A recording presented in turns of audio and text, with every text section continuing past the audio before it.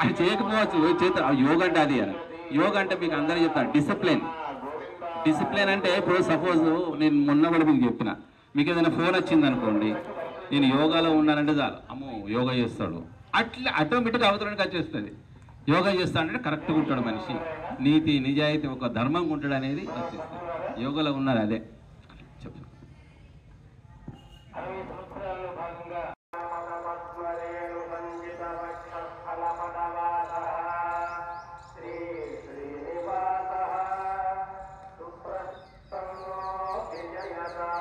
అందరికీ ఉగాది నూతన సంవత్సర శుభాకాంక్షలు.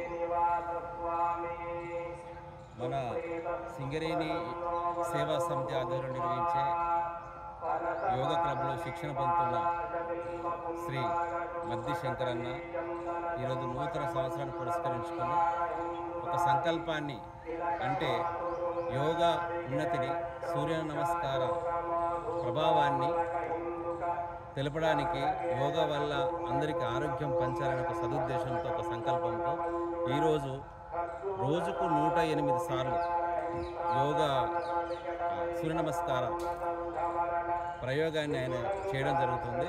108 ప్రతిరోజు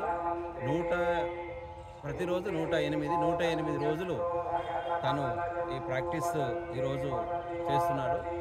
ఆయనకు మంచి ఆరోగ్యాన్ని ప్రసాదించి ఆయన సంకల్పాన్ని నెరవేర్చాలని అందరం కోరుకుందాం.